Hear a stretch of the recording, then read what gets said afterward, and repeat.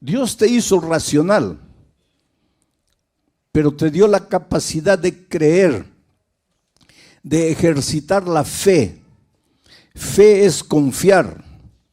El problema es que nosotros los seres humanos confiamos en cualquiera, menos en Dios. Cuando se trata de creer, a los seres humanos les creemos, pero cuando se trata de creerle a Dios ya no creemos. ¿Quieres un ejemplo?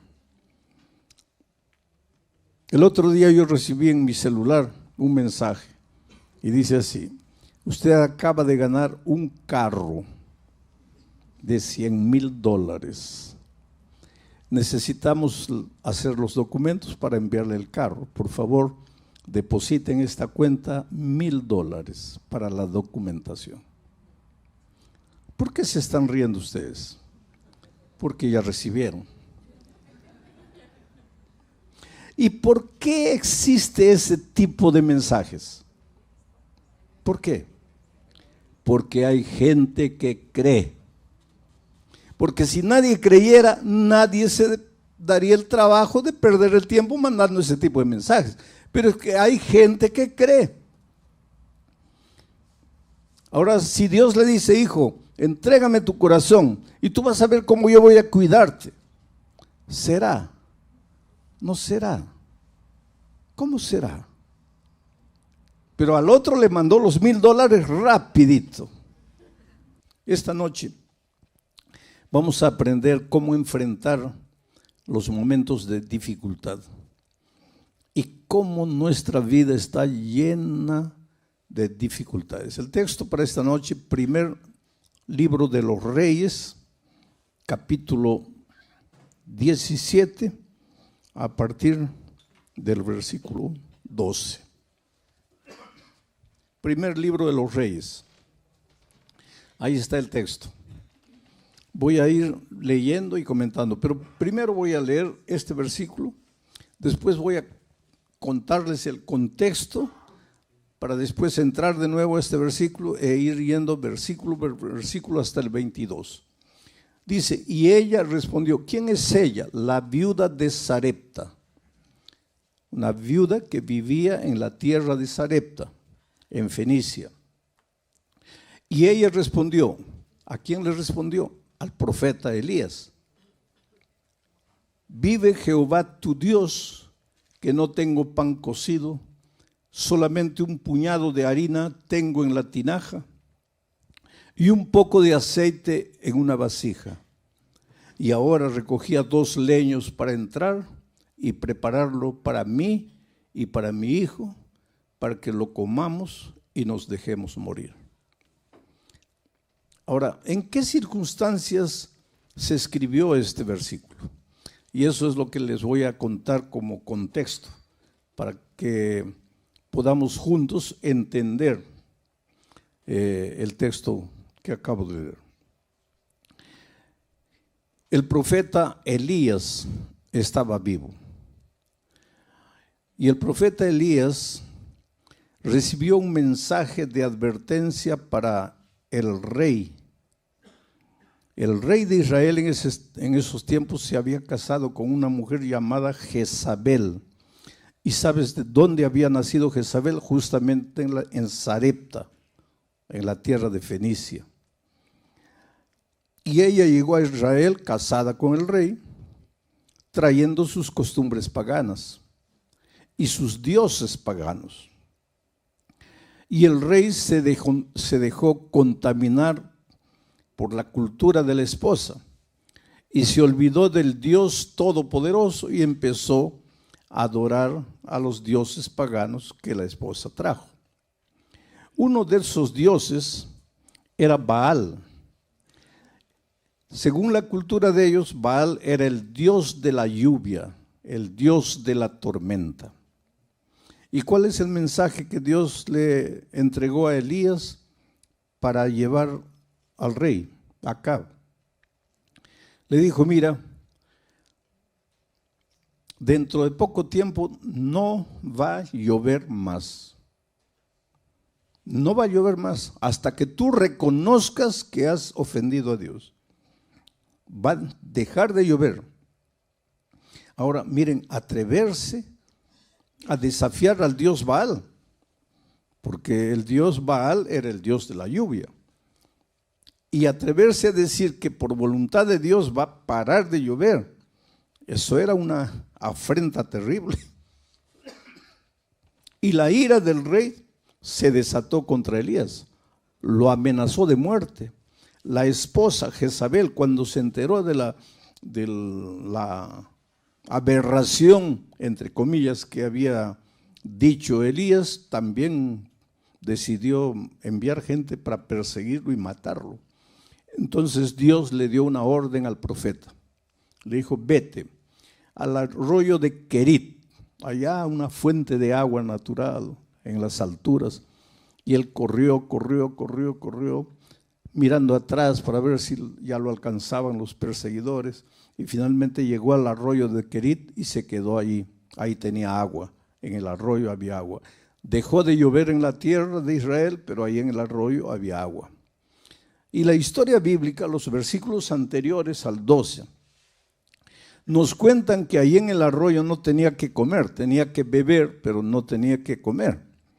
Y que Dios le mandó cuervos, y que los cuervos le traían comida todos los días.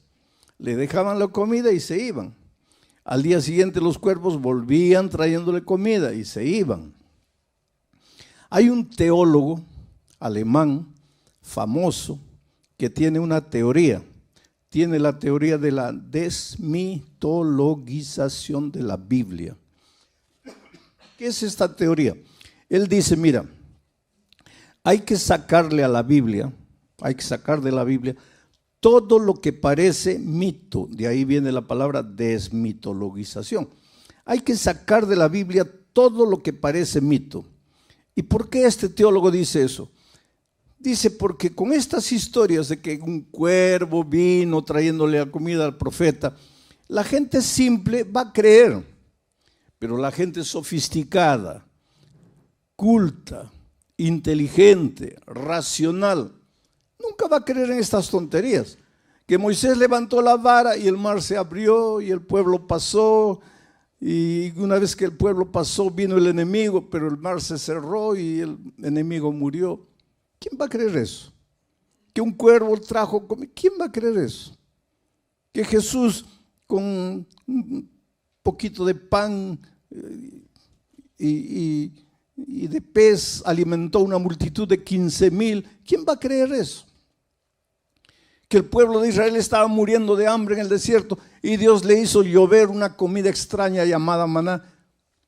Este teólogo, un teólogo es alguien que estudia la Biblia, mucho. Dice, hay que sacar todas estas historias que parecen historias para niños, esto que parece mito, hay que sacar para que la gente culta, racional, pueda creer en la Biblia.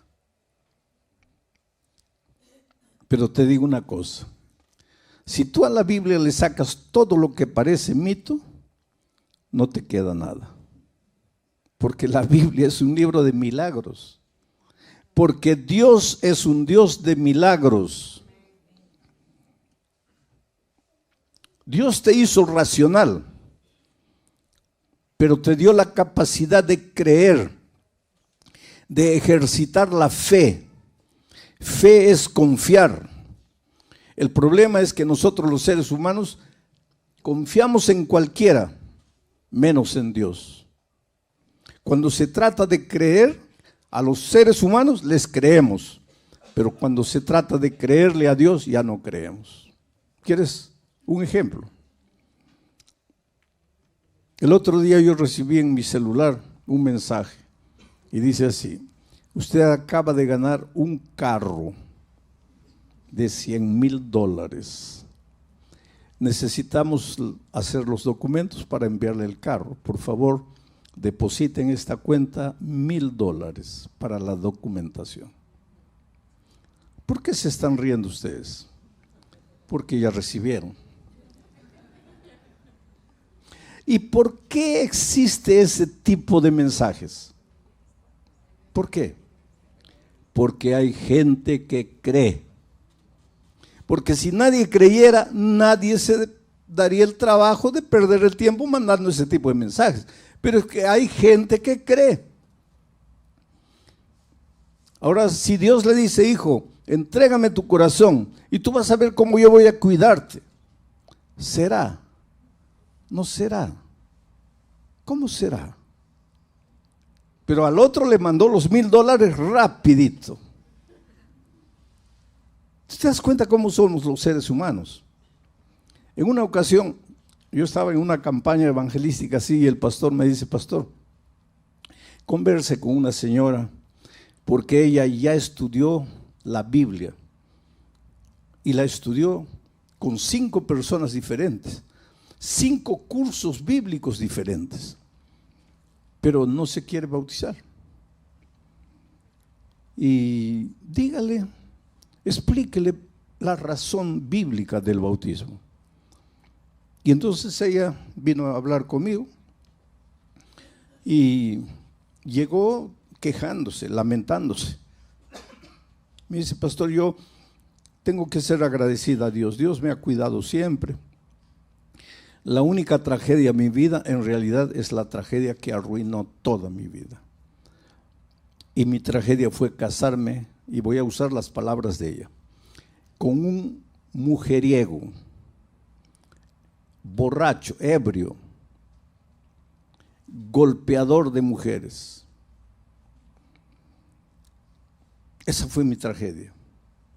Hoy día estoy sola, abandonada, con los hijos, sin saber qué hacer.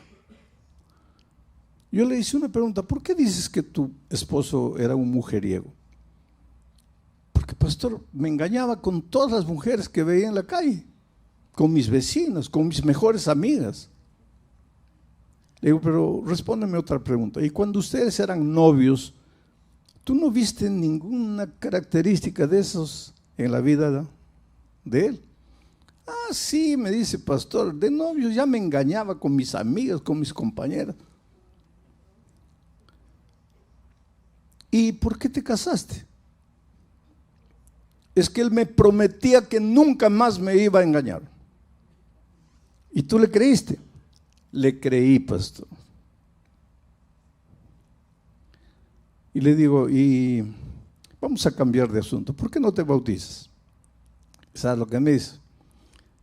Es que, pastor, yo quisiera bautizarme, pero mis familiares, mis amigos me dicen que me están lavando, haciendo un lavaje cerebral, que me están engañando, que la Biblia ya es un libro antiguo, que eso no es realidad.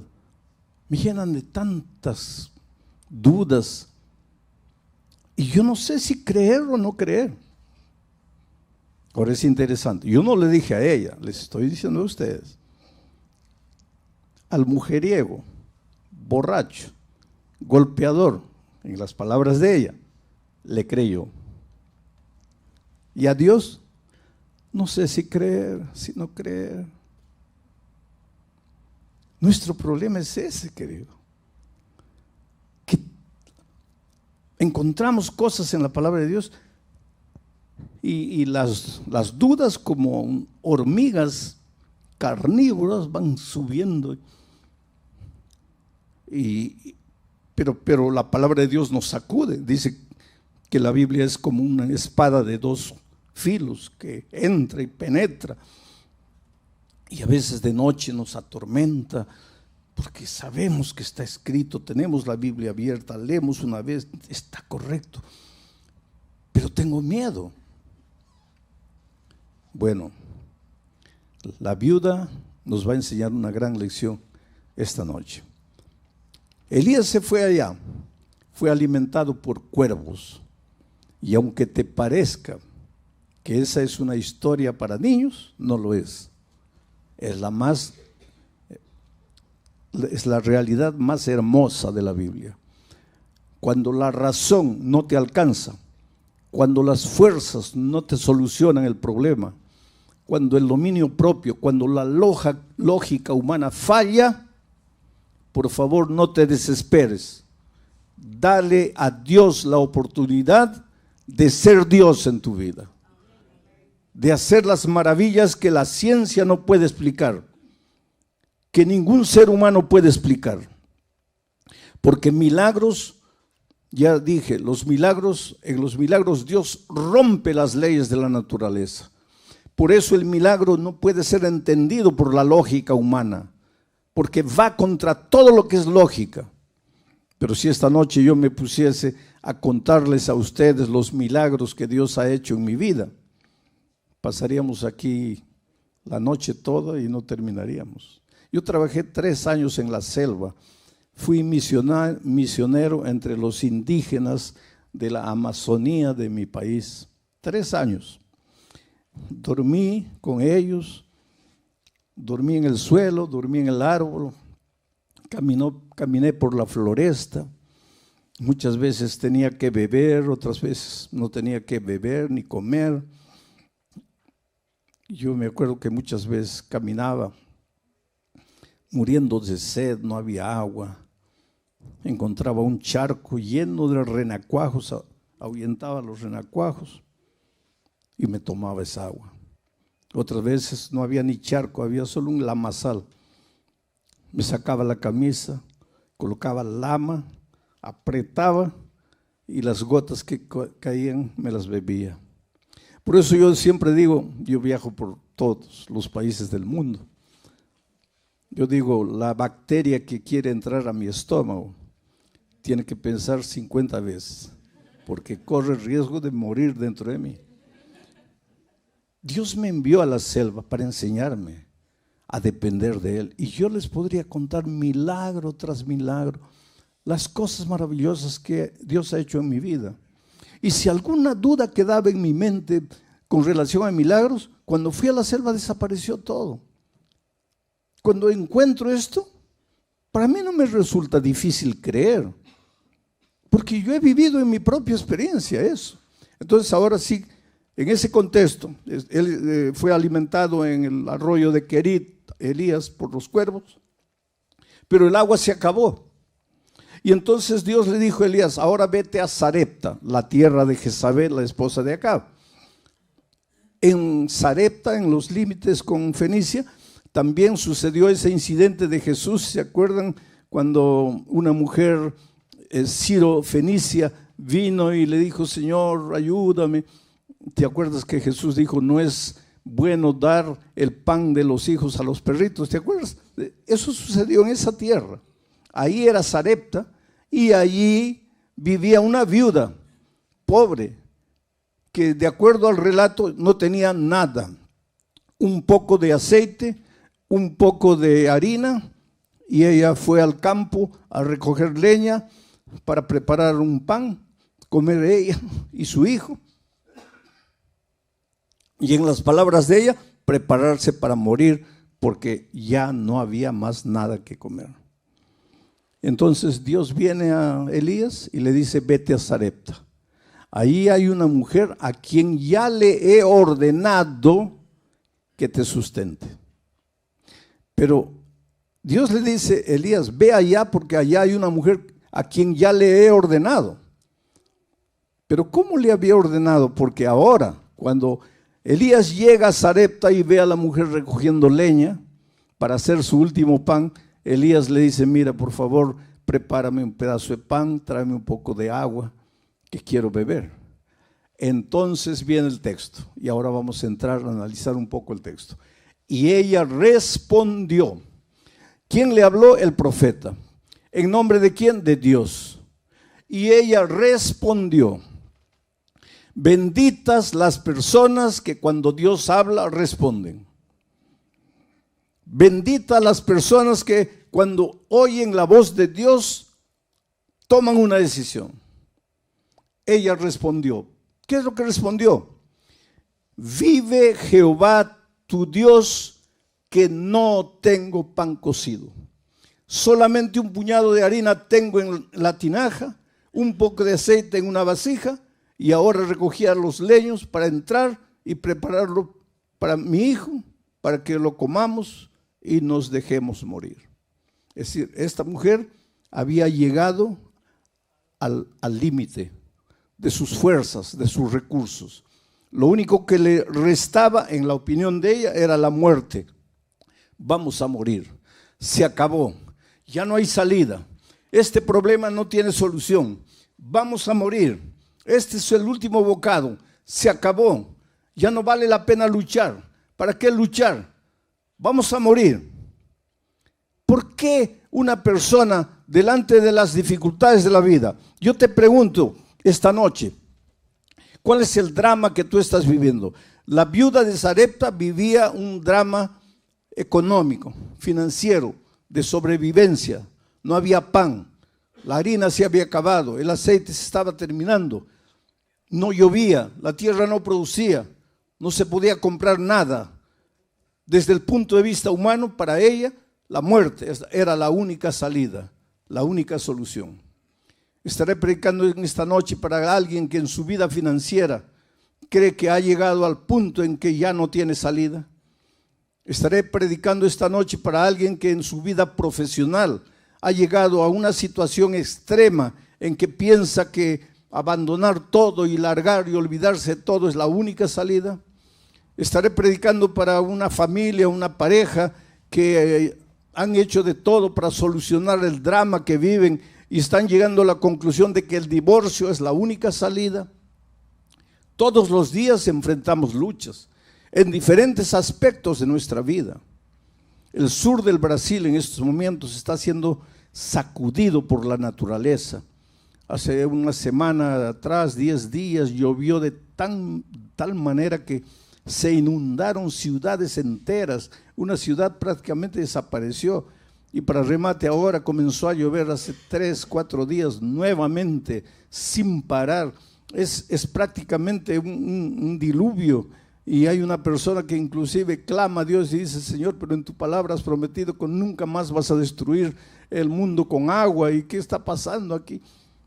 El país está viviendo una situación terrible allá en el sur del Brasil. Pero aquí en Ucrania hay gente que no sabe qué hacer, a dónde ir. La guerra está destruyendo y acabando con todo lo que tiene. Y si nos ponemos a hacer un mapa del mundo, veremos que por aquí hay una tragedia, por allá hay momentos en que pensamos que ya no hay salida, ya no hay solución. Ahora, ¿por qué esta mujer pensaba que no había salida? Porque mira la respuesta. Ella respondió, deja en el versículo anterior, en el versículo 2, y ella respondió: ¿vive Jehová tu Dios? Ahí estaba el problema. Vive Jehová tu Dios. Esta mujer creía en Dios, pero no era su Dios, era el Dios de Elías. Y te digo una cosa, querido, mi Dios no te sirve a ti. Pero no es el mismo Dios, sí, es el mismo Dios. Pero para mí es el mío. Pero tú nunca te apoderaste de Dios. Tú nunca te tomaste de sus promesas. Tú nunca le abriste el corazón. Tú nunca le entregaste el trono de tu corazón. Es el Dios de la iglesia, es el Dios de los otros, pero no es tu Dios. Y cuando Dios es teoría, es concepto, pero no es una persona que forma parte de tu experiencia diaria, en los momentos de crisis, tú vas a llegar a la conclusión de que la única salida es la muerte, porque Dios no es tu Dios. Interesante que el Salmo 23 dice: Jehová es mi pastor. No dice Jehová es nuestro pastor. No dice Jehová es el pastor de otros. Es mi pastor. Tienes que llegar en tu vida a un momento en que te apoderes tú personalmente de las promesas de Dios. En que dejes de creer que los conceptos bíblicos son apenas teoría. En que llegues a tomar los conceptos y hacerlos parte de tu experiencia diaria. Y para eso tienes que sacar el pie de lo conocido y entrar a lo desconocido, aunque lo desconocido te provoque temor. Vamos al siguiente versículo. Elías le dijo: no tengas temor. ¿Te acuerdas la noche que yo prediqué sobre el temor, el miedo? Cuando los discípulos estaban en alta mar, el problema no era la tormenta. ¿Había tormenta? Sí. ¿Había oscuridad? Sí. ¿Habían olas gigantescas? Sí. Pero nada de eso era problema. El problema era el miedo. Y cuando Jesús llegó y dijo, no tengáis miedo, el miedo desapareció y Pedro fue capaz de andar por encima del mar. Ahora encontramos aquí a una viuda pobre en una situación extrema, pensando que la única salida es la muerte. ¿Por qué? Porque el Dios de Elías no era su Dios. Ella no tenía una experiencia personal con Dios. Y por eso su corazón estaba lleno de temor. Y por eso Elías, en el nombre de Dios, le dice, no tengas temor. Pero tú solo no vas a tener temor cuando el amor que es Dios, el amor eche fuera el temor. Cuando Jesús entre a tu vida, cuando tú tengas un compromiso personal con Dios, cuando Dios deje de ser Dios y se torne tu Dios, y que tú vivas con Él una experiencia personal, inédita, inexplicable. El otro día una persona que estaba conociendo el Evangelio y en cuya vida Dios estaba haciendo maravillas, me dijo, triste, pastor, mi familia cree que me estoy volviendo loco, pero es que ellos no entienden lo que Dios ha hecho en mi vida. Ellos no entienden lo que Dios ha hecho en mi vida. Oh querido, esta es la más linda realidad. Dios va a hacer cosas en tu vida y no te atrevas a contarlo, porque los otros no van a entender. Y si tú no has entendido todavía, es porque Dios todavía no es tu Dios. Pero cuando Dios sea tu Dios, tú vas a ver las cosas maravillosas que Dios va a hacer por ti. Milagros. Y milagros no se comprenden, milagros se aceptan por fe. Elías le dijo, no tengas temor. Ve y haz como has dicho. Pero hazme a mí primero de ello, el aceite y la harina, una pequeña torta cocida debajo de la ceniza, y tráemela, y después harás para ti y para tu Dios. ¿Qué es lo que Elías estaba diciendo? No era para Elías en realidad. Lo que Dios estaba diciendo, mira hijo, en lugar de pensar primero en tus necesidades, entrégame tu corazón, cree en mí, confía en mí. Y la mejor manera de demostrar tu confianza en mí es que me vas a colocar a mí en primer lugar. Prepara el pan y tráemelo a mí. Y después vas a preparar para ti y para tu hijo. Esto es colocar a Dios en primer lugar. Es interesante que Génesis 1:1, el primer versículo de la Biblia, dice así: en el principio Dios creó los cielos y la tierra. Pero leemos el verso y no pensamos, no reflexionamos. Pero mira lo que dice. En el principio Dios.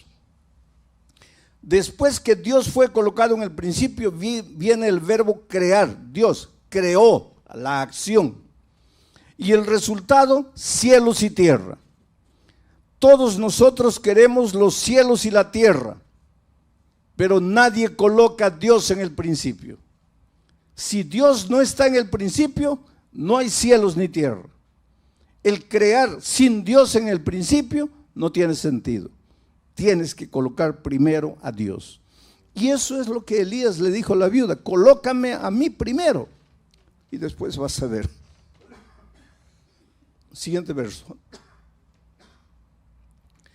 Porque Jehová, Dios de Israel, ha dicho así: la harina de la tinaja no escaseará, ni el aceite de la vasija disminuirá, hasta el día en que Jehová haga llover sobre la faz de la tierra. Jehová ha dicho así. Oh querido, puede haber la cantidad de dificultades y problemas delante de ti que tú puedas imaginar. Nada va a ser capaz de derrotarte. Primero, si colocas a Dios en primer lugar. Y después, si crees en lo que Dios ha dicho. Y lo que Dios ha dicho está en la palabra de Dios. Es por eso que tienes que estudiar la Biblia. No creas lo que tus otros te dicen.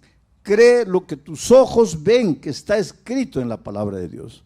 Cuando alguien pretende enseñarte alguna cosa, que confirma tú con tus ojos que eso está escrito en la palabra de Dios.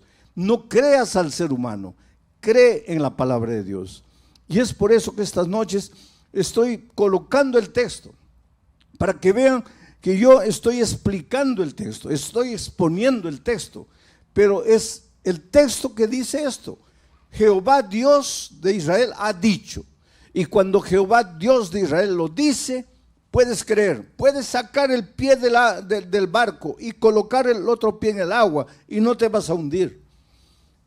Avanza sin miedo, porque Jehová, el Dios creador de los cielos y la tierra, ha dicho. Versículo 15. Entonces ella fue, y aquí está el problema con muchos. Está bien, escuchan la palabra de Dios, qué bonito, qué maravilloso, amén, qué extraordinario, pero no das este paso. Ella no se quedó escuchando la palabra de Dios y dijo, qué bonito, qué maravillosa promesa de Dios. No, ella fue e hizo. La palabra de Dios no te ayuda si tú no vas y la practicas, si tú no colocas en acción lo que la teoría dice. Ella fue e hizo como dijo Elías, y comió él, el profeta, y ella y su casa muchos días. Y la harina de la tinaja no escaseó, ni el aceite de la vasija menguó, conforme a la palabra que Jehová Dios había dicho por Elías. 2 veces se repite la palabra de Dios, el dicho de Dios, y la última parte dice, todo se cumplió conforme a la palabra que Jehová Dios había dicho. Todo se va a cumplir en tu vida, querido, conforme a lo que Dios ha dicho en su palabra. Pero para eso tienes que conocer lo que Dios dice en su palabra. Por eso la necesidad de hablar con Dios. En tu vida devocional hay 3 cosas interesantes, si tú quieres crecer en la experiencia cristiana. Primero, Dios tiene que hablar contigo. ¿Cómo? A través de la palabra. Tienes que estudiar la palabra. En segundo lugar, tú vas a hablarle a Dios. ¿Cómo? A través de la oración. Y en tercer lugar, tú y Dios ahora van a buscar otra persona y vas a hablarle del amor de Jesús a esa persona. Cuando haces esas 3 cosas, estudias la Biblia, oras hablando con Dios y buscas otra persona para traerla a Jesús, vas a crecer espiritualmente. La mayoría de los cristianos se limita a estudiar la Biblia y orar, pero no incluyen el tercer elemento de buscar a otra persona para Cristo. Resultado, permanecen enanos espirituales, no crecen, porque la única manera de crecer es a través del ejercicio. Tienes que salir y buscar a otra persona para Cristo. Pero pastor, nadie me va a escuchar. Lógicamente, querido. En este mundo no hay nadie que quiera cambiar de religión. Tú eres adventista, ¿quieres cambiar de religión? No. Entonces, ¿por qué piensas que el musulmán sí quiere cambiar de religión? ¿O por qué piensas que el luterano quiere cambiar de religión? O el testigo de Jehová, o el católico. Si tú no quieres cambiar de religión, nadie quiere cambiar. Entonces, si tú vas a buscar a las personas, queriendo decirles, tú estás equivocado, mi religión es verdadera, esa no es la manera correcta de testificar del amor de Jesucristo. En el Brasil hay un dicho interesante: ¿quieres ser mi amigo? No me hables de política, no me hables de fútbol y no me hables de religión. ¿Quieres ser mi amigo? No me hables de política, que soy de derecha, de izquierda. No me hables de fútbol, que soy del Real Madrid, del Barcelona. y no me hables de religión, que soy de esta o soy de aquella iglesia. Pero entonces, ¿cómo es que traemos a las personas a Cristo? Es la manera más simple. ¿Quién lleva a los jóvenes a las drogas? A ver, dígame, ¿quién los lleva a las drogas? ¿Ah? Los amigos. Los muchachos se meten a las drogas llevados por los amigos. Y el joven que entra al mundo de las drogas, ¿él sabe que la droga lo va a acabar, sí o no?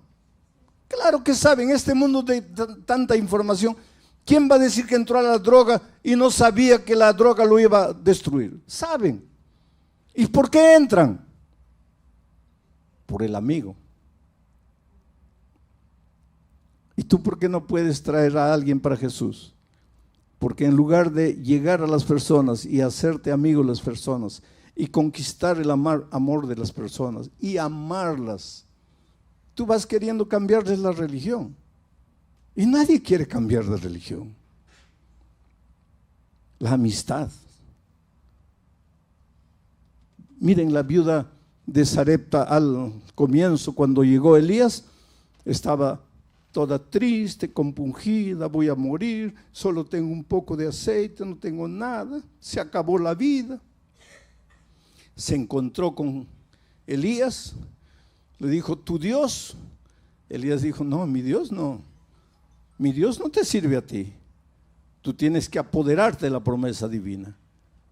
Y ella dijo, yo acepto, y con fe fue, y preparó el pan, y el aceite no disminuyó, y la harina no acabó.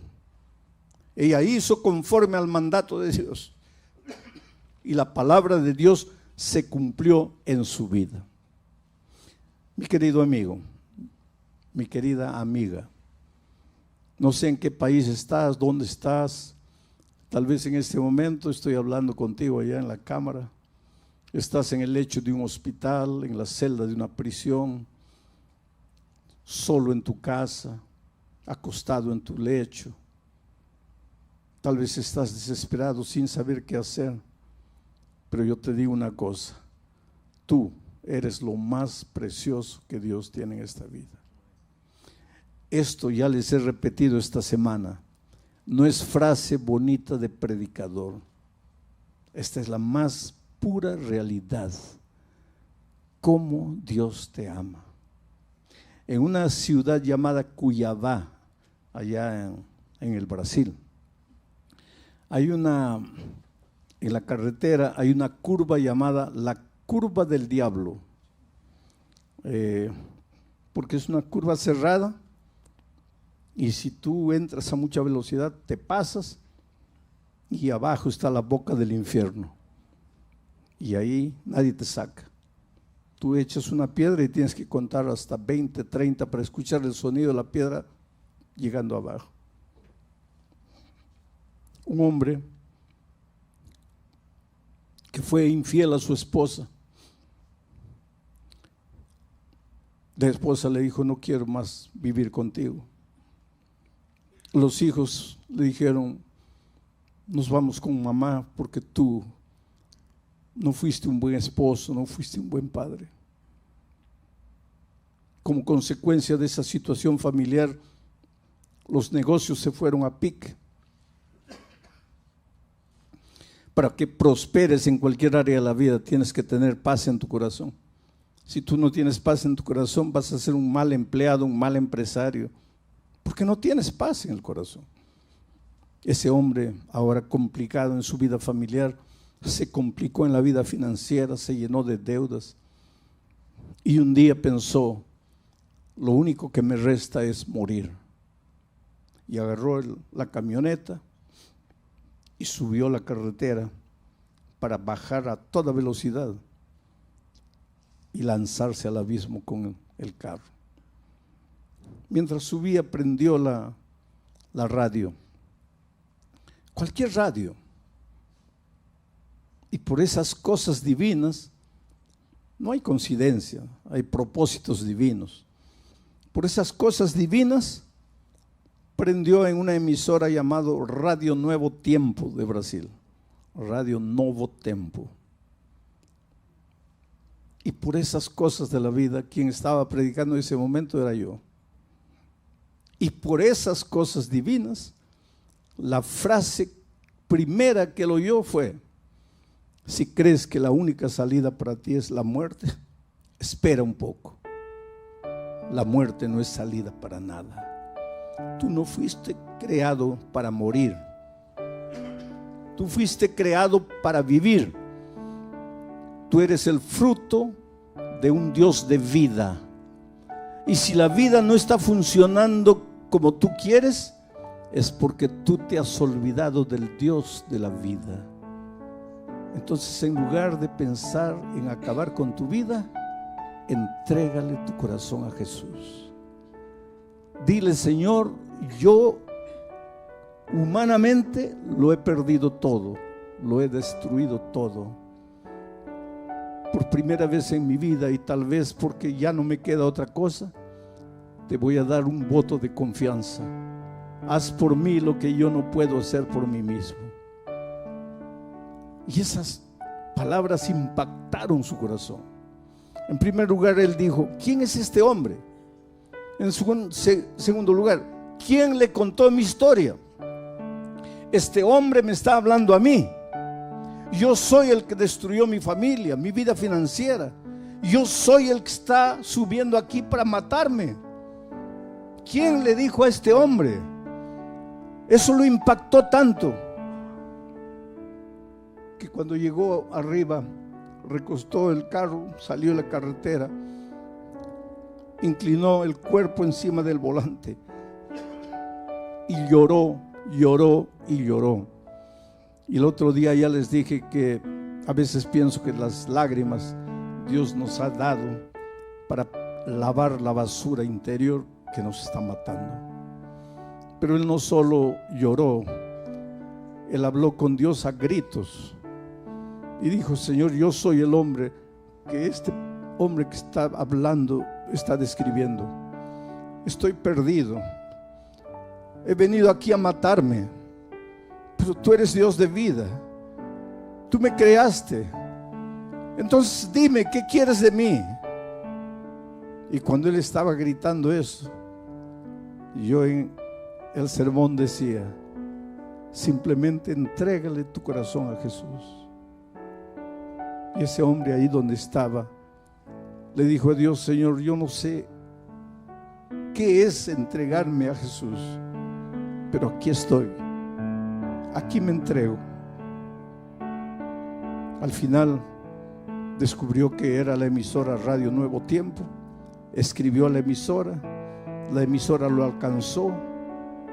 Hoy día es un miembro de iglesia feliz, ha restaurado su matrimonio, está restaurando sus empresas, porque cuando Dios te restaura, te hace completamente de nuevo. Pero no puede hacer nada en tu vida por la fuerza. Tú tienes que querer, tú tienes que decir sí. Aunque tengas que decirle: Señor, yo no entiendo, por ejemplo, ¿por qué este pastor me pide que me levante y vaya adelante? No lo entiendes. No lo entiendes hoy. Un día lo vas a entender.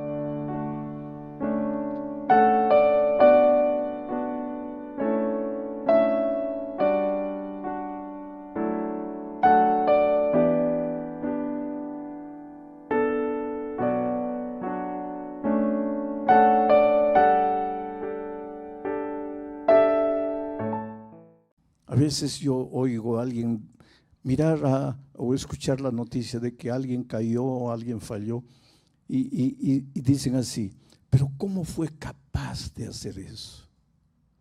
¿Cómo fue capaz? Oh querido, ni tú ni yo sabemos de lo que somos capaces de hacer. ¿Estamos bien? Solo por la gracia redentora de Jesucristo. Hasta aquí hemos caminado bien porque el brazo poderoso del Señor Jesús nos ha conservado, no porque hay algún mérito en nosotros. ¿Acaso las grandes victorias de David fueron por él? ¿Qué significaba una piedrecita para derrotar a un gigante como Goliat, armado hasta los dientes? Y ni siquiera usó 5 piedras, recogió 5 piedras, pero usó apenas una. No me digas que eso fue por la técnica de él en usar la honda. No era por el entrenamiento, la capacidad, no.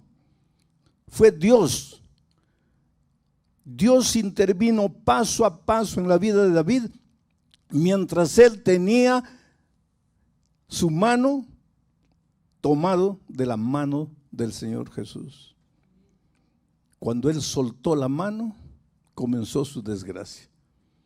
Y su desgracia comenzó cuando descuidó sus responsabilidades.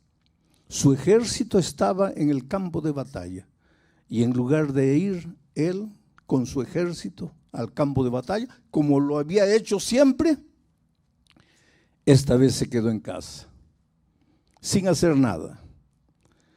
Y durante la tarde, en lugar de levantarse y hacer alguna cosa, durmió toda la tarde. Y cuando se levantó, ni siquiera se levantó para trabajar, se levantó para pasear por el terrado de su casa. Y fue ahí que vio. David era un hombre con poder. Tú sabes que Dios confía poder a sus hijos. Todos nosotros tenemos poder. El padre tiene poder en su familia, la madre. El que trabaja en cualquier lugar tiene poder en su radio de acción, el poder de la influencia, el poder del cargo. Tenemos poder, pero Dios nos confía el poder para edificar, para construir, nunca para destruir. Pero solo seremos capaces de edificar y construir si estamos tomados de la mano del Señor Jesús. El día que soltemos la mano de Jesús, vamos a usar el poder para el mal. Y en esta ocasión, en esta circunstancia, David había soltado la mano de Dios. Lo demás fue consecuencia.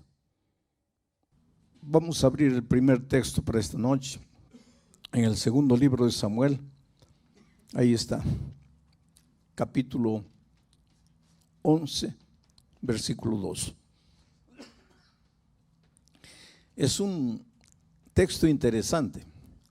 Dice, y sucedió un día,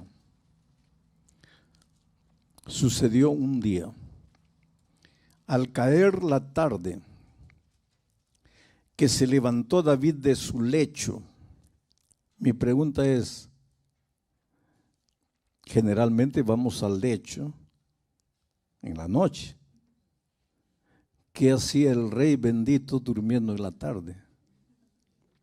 Porque el pueblo estaba en el campo de batalla. Y en ese tiempo el rey iba al frente de su pueblo. Y mientras el pueblo estaba en el campo de batalla, ¿qué hacía el bendito rey durmiendo? La mente desocupada es el taller del diablo. Dice que cuando el diablo a veces, esto no dice la Biblia, es una historia, ¿no? Dice que el diablo a veces dice, bueno, ya estoy cansado de tentar a la gente, de destruir la vida, no los voy a tentar más. Pero cuando ve a alguien sin hacer nada, cuando ve a alguien con la mente desocupada, el pobre diablo dice así, pero es que he prometido que yo no los voy a tentar más. Pero cuando ve una mente desocupada, el pobre no puede resistir la tentación y cae y tenta. Una mente desocupada es taller del enemigo.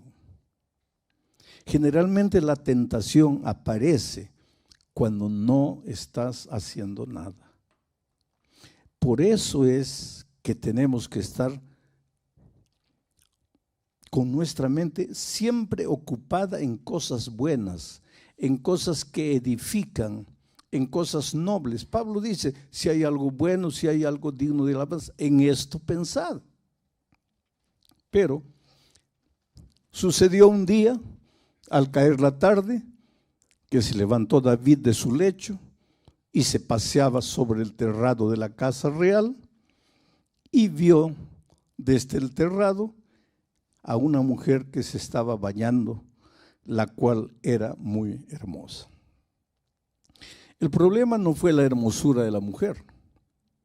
El problema tampoco fue que se estaba bañando.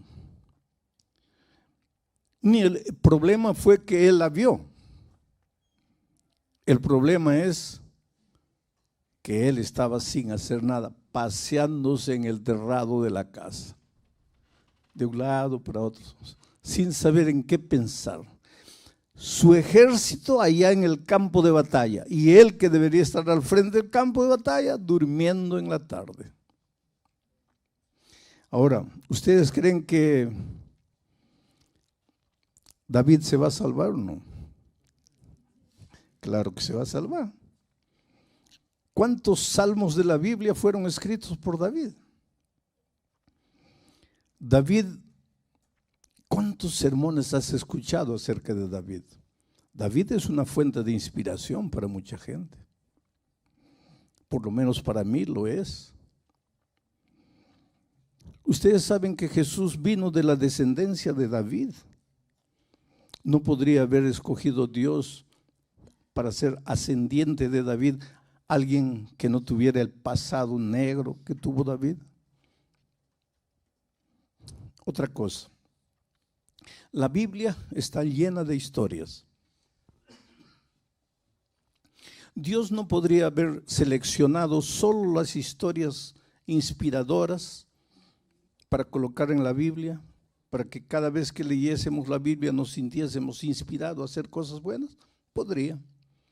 ¿Por qué Dios registró en la Biblia historias terribles? Si ustedes leen la Biblia de Génesis hasta el Apocalipsis, vas a encontrar algunas historias que literalmente te da repugnancia. ¿Cómo es que los seres humanos fueron capaces de hacer eso? Y muchos de ellos van a estar en el reino de los cielos. ¿Cuál es la explicación? ¿Cuál es la explicación para que un hombre de Dios como David, porque ustedes saben que de jovencito David era un niño consagrado a Dios?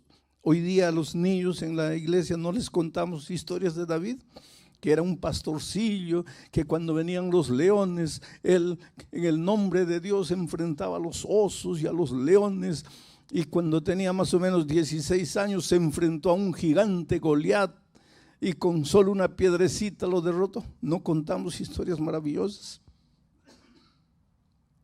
¿Acaso cuando Samuel visitó a Isaí, el padre de David, y le dijo, Dios me ha mostrado que entre tus hijos está el futuro rey de Israel? Entonces Isaí dijo, seguramente es este. No, ese no es. Entonces debe ser este otro. No, ese tampoco. Entonces este, no. Este. Y fueron desfilando todos los hijos de Isaí y Samuel decía, no, ninguna de esos. Y entonces Isaí preguntó, pues, ¿y entonces quién? Ya no tengo más. ¿Cómo no tienes más? Dios me ha mostrado que un hijo tuyo va a ser el rey. Tienes que tener un hijo más. Sí, tengo un debilucho, flaquito ahí pastando ovejas. Pero ese no, pues ese no va a ser rey nunca. Llámalo. Y lo trajeron. Y cuando Samuel lo vio, dijo, este es el hombre. Ahí nace ese versículo que dice que Dios no ve lo que está delante de sus ojos como los hombres. Cuando vamos a escoger a alguien, le vemos al más pintoso, al más hermoso, al más bonito, al más inteligente, al más apuesto. Pero Dios no ve así. Cuando Dios ve el corazón. Y David fue llamado el hombre conforme al corazón de Dios. Fue un hombre extraordinario. Fue nombrado rey de Israel. pero cayó y cayó estrepitosamente. Lección número 1. El hecho de que hoy estamos bien con Dios no significa que mañana también estaremos. No existe una vez salvo, para siempre salvo. No existe. Existe una vez salvo, cada día salvo, cada hora salvo, cada minuto salvo, cada segundo salvo. No es porque Dios me ha usado durante 40 años que me va a seguir usando. Mañana puedo tener una caída estrepitosa, porque basta soltar el brazo poderoso de Dios y no somos nada en la vida. A veces yo oigo a alguien mirar o escuchar la noticia de que alguien cayó o alguien falló y dicen así, pero ¿cómo fue capaz de hacer eso? ¿Cómo fue capaz? Oh querido, ni tú ni yo sabemos de lo que somos capaces de hacer. ¿Estamos bien? Solo por la gracia redentora de Jesucristo. Hasta aquí hemos caminado bien porque el brazo poderoso del Señor Jesús nos ha conservado, no porque hay algún mérito en nosotros. ¿Acaso las grandes victorias de David fueron por él? ¿Qué significaba una piedrecita para derrotar a un gigante como Goliat, armado hasta los dientes? Y ni siquiera usó 5 piedras, recogió 5 piedras, pero usó apenas una. No me digas que eso fue por la técnica de él en usar la honda. No era por el entrenamiento, la capacidad, no. Fue Dios. Dios intervino paso a paso en la vida de David, mientras él tenía su mano tomado de la mano del Señor Jesús. Cuando él soltó la mano, comenzó su desgracia. Y su desgracia comenzó cuando descuidó sus responsabilidades. Su ejército estaba en el campo de batalla y en lugar de ir él con su ejército al campo de batalla, como lo había hecho siempre, esta vez se quedó en casa, sin hacer nada. Y durante la tarde, en lugar de levantarse y hacer alguna cosa, durmió toda la tarde. Y cuando se levantó, ni siquiera se levantó para trabajar, se levantó para pasear por el terrado de su casa. Y fue ahí que vio. David era un hombre con poder. Tú sabes que Dios confía poder a sus hijos. Todos nosotros tenemos poder. El padre tiene poder en su familia, la madre. El que trabaja en cualquier lugar tiene poder en su radio de acción, el poder de la influencia, el poder del cargo. Tenemos poder, pero Dios nos confía el poder para edificar, para construir, nunca para destruir. Pero solo seremos capaces de edificar y construir si estamos tomados de la mano del Señor Jesús. El día que soltemos la mano de Jesús, vamos a usar el poder para el mal. Y en esta ocasión, en esta circunstancia, David había soltado la mano de Dios. Lo demás fue consecuencia. Mandó llamar a la mujer porque él tenía poder, era el rey. ¿Quién le podía decir no al rey? Cometió adulterio. Unos días después la mujer llega, manda un emisario y le dice: rey, estamos en un problema terrible porque estoy embarazada. Y hace meses mi esposo está en la batalla. ¿Qué explicación tengo? No sería motivo para que él se arrepintiera y llorara y pidiera perdón. pero no lo hizo. Tenía poder y usó mal el poder. Mandó traer al esposo de Betsabé y le dijo: mira, ven, ve a tu casa, estás tanto tiempo en el campo de batalla, ve a tu casa, duerme con tu esposa. Miren la manipulación del poder. Pero el esposo de Betsabé, un general del ejército de David, dijo: no, señor, ¿cómo voy a ir a dormir a mi casa mientras mis soldados están en el campo de batalla? El rey, la historia es grotesca y está en la Biblia. ¿Por qué Dios ha registrado historias grotescas en la Biblia? Por un motivo: porque Él quiere que nosotros aprendamos de las cosas buenas y aprendamos de las cosas malas. Evitemos los errores de los hombres que fallaron y sigamos el ejemplo de los hombres y las mujeres que acertaron. La Biblia no esconde la humanidad de los seres humanos. La Biblia no disfraza. La Biblia es clara. Porque Dios entiende mejor que nadie al ser humano, y Dios sabe que una de las mejores maneras de enseñar es a través de las historias. Es por eso que cada noche yo cuento algunas historias, porque estoy reforzando los conceptos teóricos a través de las historias. Esta noche ni necesito una historia, porque la historia es bíblica. David hizo de todo para que el general fuese a la casa a dormir con la esposa, pero no consiguió. Y al no conseguir, le dijo: entonces vuelve al campo de batalla. Pero agarró a otro general y le dijo: mira, cuando se descuida, mándalo matar. Y mataron. O sea, David no solo adulteró, David usó el poder, usó la intriga política, usó el asesinato. Un hombre que de joven, de niño, fue un extraordinario hombre de Dios. Soltó el brazo de Dios y se arruinó, se hundió. Es por eso que te digo, ni tú ni yo tenemos la mínima idea de a dónde podemos llegar si soltamos el brazo poderoso de Jesús. La historia es muy triste.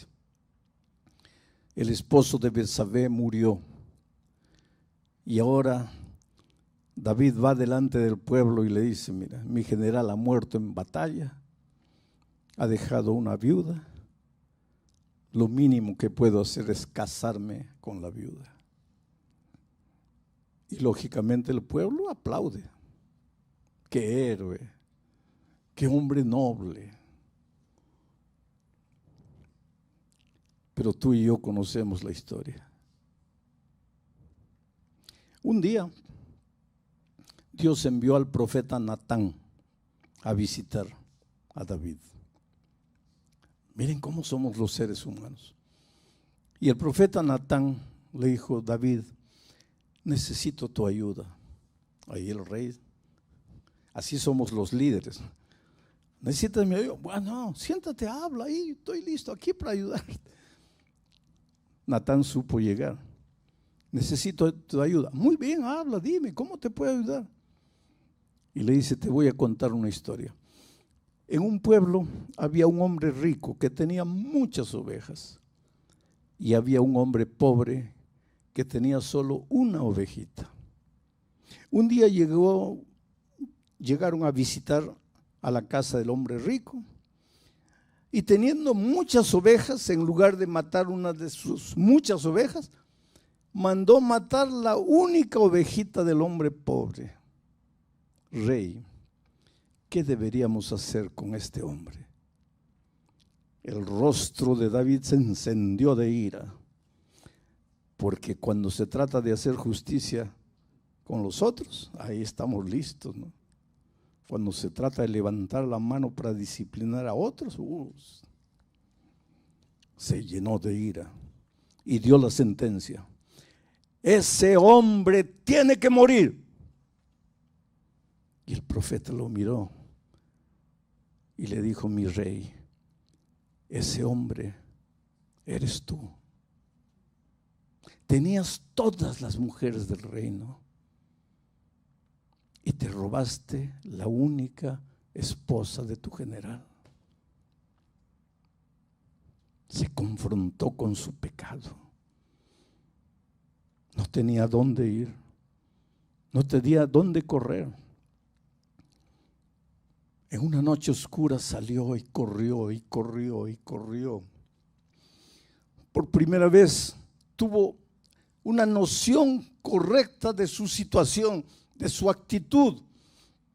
Entró a una cueva, se arrodilló en esa cueva llorando, derramando el alma a Dios. Ahí escribió el Salmo 51. En ese Salmo 51 él confiesa a Dios: Señor, soy una miseria, no valgo para nada. Pero de ese salmo voy a tomar un versículo que es encima del cual voy a trabajar esta noche. Salmo 51, versículo 5. Mire lo que él dice, arrodillado, clamando a Dios. He aquí, Señor, en maldad he sido formado, y en pecado me concibió mi madre. Ahora, si tú solo lees el versículo y no lees el contexto, vas a pensar que el sexo es pecado. Y porque la mamá y el papá tuvieron una noche de sexo, él nació, y que él considera que es fruto de pecado. Pues es una visión completamente distorsionada de la palabra de Dios. Él no está hablando de eso. Él está hablando de la naturaleza pecaminosa del ser humano. ¿Qué es naturaleza pecaminosa? Te voy a explicar. Cuando nosotros fuimos creados, cuando Adán y Eva fueron creados, ellos fueron creados con naturaleza perfecta. ¿Qué es naturaleza perfecta? Es la inclinación, es la tendencia a hacer el bien. Así como para ti es fácil respirar, es natural respirar, para Adán y Eva, con la naturaleza perfecta con que fueron creados, era natural obedecer. Desobedecer era contra su naturaleza. Y ahora vas a preguntar: ¿y entonces por qué pecaron? De cierta manera, cuando Adán y Eva desobedecieron, fueron contra su naturaleza, porque ellos tenían naturaleza perfecta. Pero entonces sucedió un misterio. El ser humano perdió la naturaleza perfecta y adquirió una naturaleza extraña, mala, perversa, que se llama naturaleza pecaminosa. Y después, cuando los seres humanos comenzaron a nacer, todos vinimos al mundo trayendo la naturaleza pecaminosa. Pastor, ¿qué es la naturaleza pecaminosa? Lo contrario de la naturaleza perfecta. O sea, con la tendencia, con la naturaleza pecaminosa, lo que es natural, lo que es simple, lo que es fácil, es desobedecer, es fabricar el mal, es andar en los caminos del mal. Lo que es difícil, y yo diría imposible, es obedecer. Eso ya es contra nuestra naturaleza, la obediencia. Lo que es natural para el hombre caído es la desobediencia. Todos nosotros hemos venido al mundo trayendo la tendencia al mal. Somos pecadores desde que nacemos. A veces los adultos tenemos dificultad en entender eso, pero desde que nacemos ya traemos el egoísmo arraigado en nuestro ser, en nuestra naturaleza. ¿Y quieres probar? Dale la mamadera a tu hijito, no quiere. Dale, no quiere. Entonces toma la mamadera y dale al otro, ahí él quiere. Y tú te ríes: ay, qué bonito. Pero ¿qué es eso? Eso es el egoísmo natural. Él no lo hace pensando, está dentro de él. Solo que cuando vamos creciendo, dejamos de ser niños, nos volvemos adolescentes, jóvenes, adultos, aprendemos a disfrazar nuestra naturaleza egoísta. Un ejemplo, coloca 5 pedazos de torta en la mesa, de pastel, y coloca 6 pedazos de pastel y coloca 5 niños. Cada uno va a agarrar lo más rápido que pueda un pedazo y sobra un pedazo. Pero observa, todos van a comer lo más rápido que puedan para agarrar el pedazo que está sobrando, porque son egoístas explícitos. No disfrazan. El niño no disfraza, pero a medida que vamos creciendo, coloca 6 pedazos de pastel en la mesa y 5 adultos. Cada uno agarra su pedazo y come con mucha delicadeza y sobra un pedazo. Los 5 se mueren de ganas de agarrar el pedazo, pero se miran. Por favor, no, tú, por favor. No, tú. Pero en el fondo del corazón, inconscientemente lo que están diciendo es, ¿cómo podrían desaparecer estos 4 para comérmelo yo? Pero es que aprendimos a disfrazar.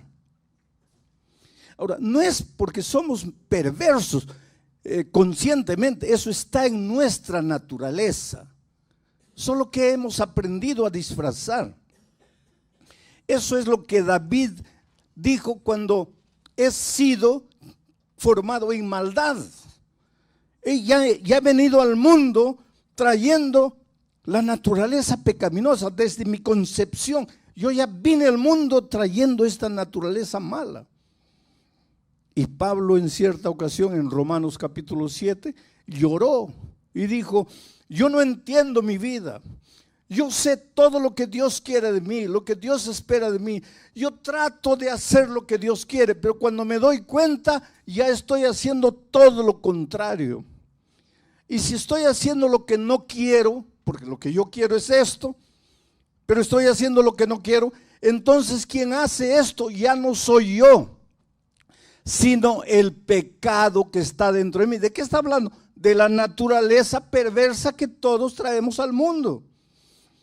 Y entonces Pablo llega a un momento y se desespera y dice, miserable hombre que soy, ¿quién me librará de esto?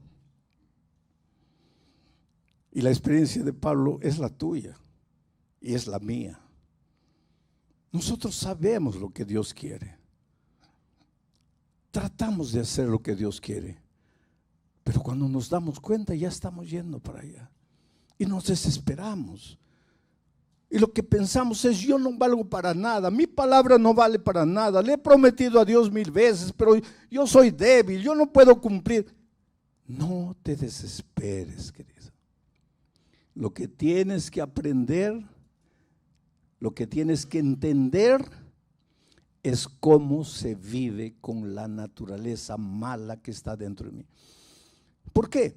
Porque hasta cuando Cristo vuelva, todos nosotros vamos a cargar esa naturaleza mala, todos.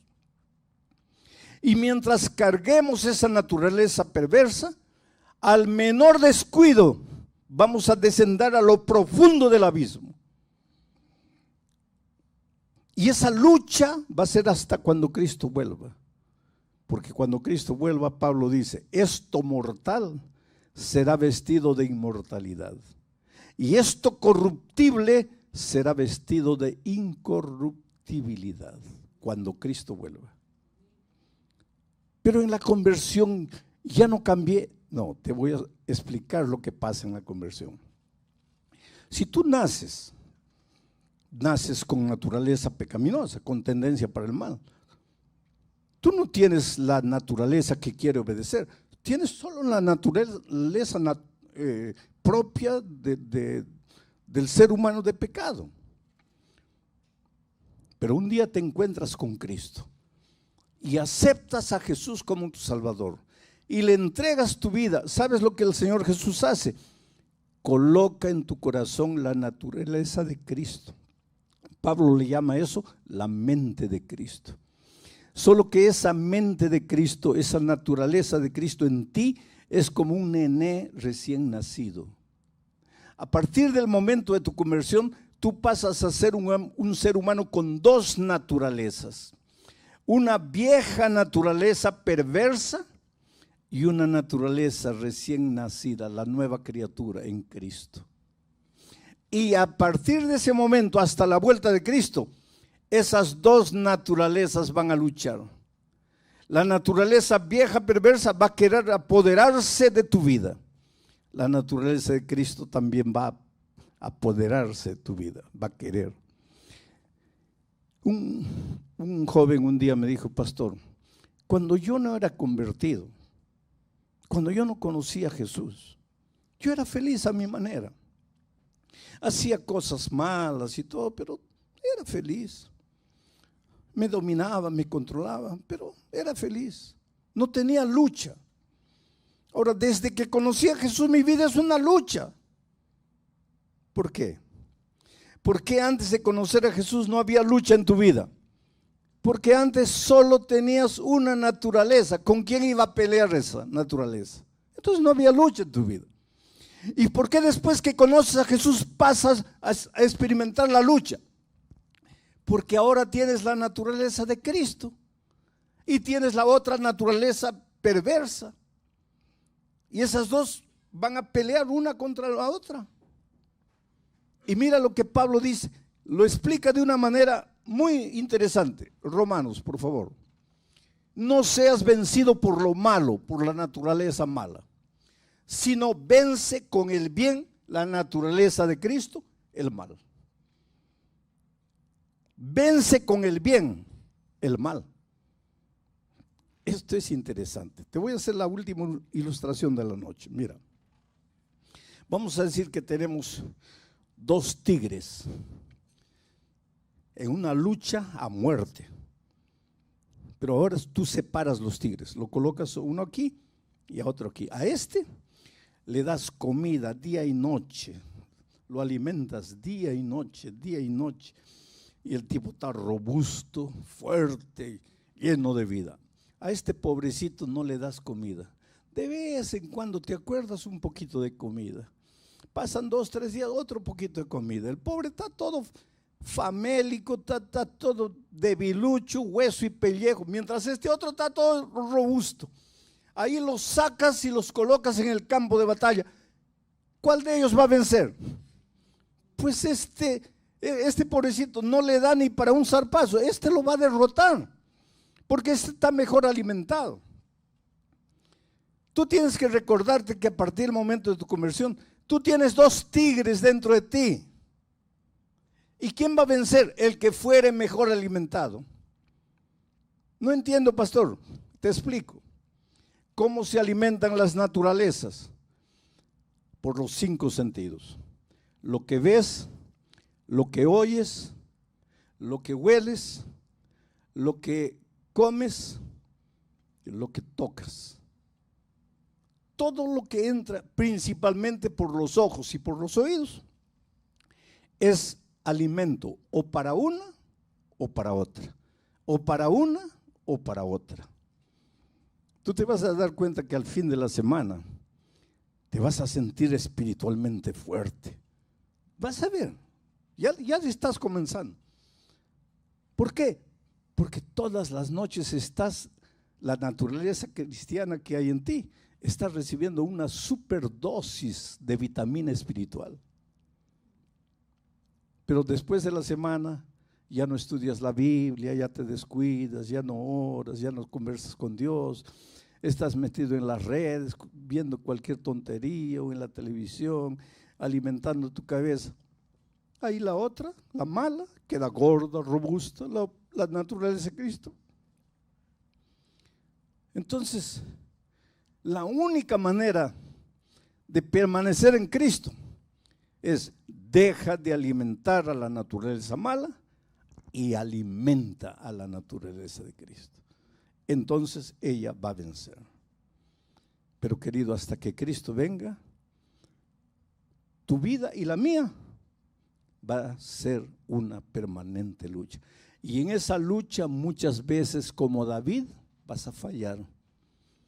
Pero el hecho de que falles no quiere decir que estás perdido. Yo digo siempre, ojalá nunca caigas, que siempre alimentes la naturaleza de Cristo, que siempre tomes el brazo poderoso de Cristo y nunca caigas. Quiera Dios que nunca caigas. Pero si por un día, por algún motivo, caíste, levántate y continúa. Pero ¿y si me caigo de nuevo? Levántate de nuevo y continúa.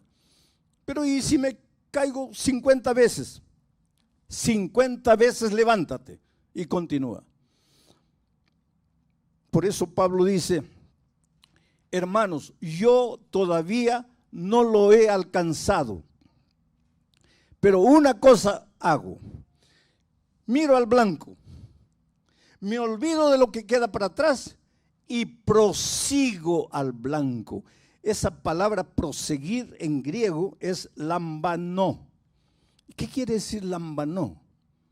Quiere decir, caminas, sudando, ahí está la cumbre, y ya faltan 50 metros, 40 metros, y ya no puedes, te duelen los pies, estás cansado.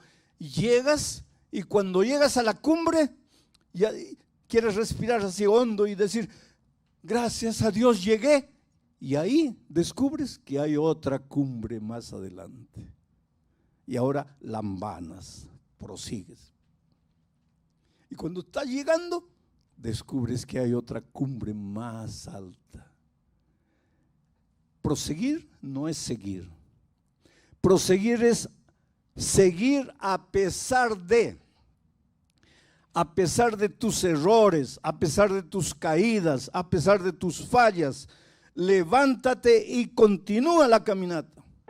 El diablo es astuto. Cada vez que caes, él va a venir y te va a hablar aquí. ¿Estás viendo? Es una tontería. Tú no puedes, tú eres débil. Eres un hipócrita. Vas a la iglesia y durante la semana sigues haciendo tonterías. No, vete de aquí. Esto todo es mentira, esto no funciona. No le hagas caso. Tú levántate.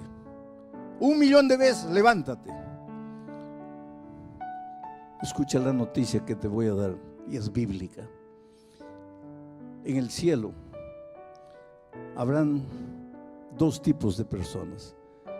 Gente como Enoc. De Enoc no encontramos algo malo que él haya hecho en la vida. Vivió una vida de dependencia permanente con Dios. Lo encontraremos en el cielo. Pero la gran noticia es que en el cielo también estará David, con todo su pasado, con toda su miseria.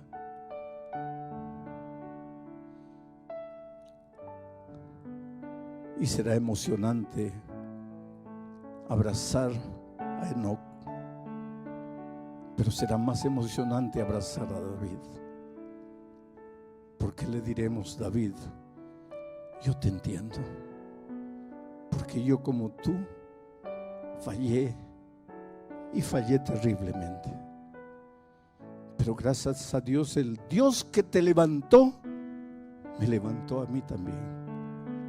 Y el Dios que te hizo llegar al cielo por gracia me ayudó a llegar aquí.